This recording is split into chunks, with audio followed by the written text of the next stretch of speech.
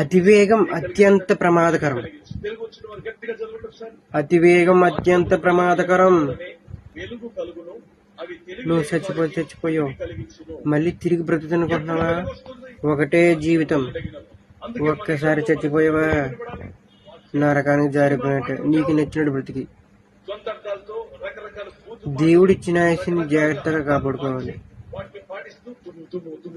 అంతేగాని నేను ప్రార్థన చేస్తానండి,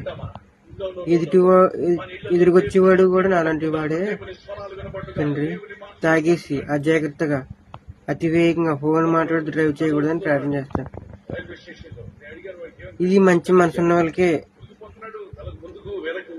ఇలాగ ఆలోచిస్తారు. పోతే పోయావండి, నువ్వు పోవడం కాదు, ఎదురుని చంపేస్తావు. నువ్వు పోవడం కాదు, నువ్వు ఎదురుని చంపేస్తారా? మళ్ళీ అదొప్పు డైలాగు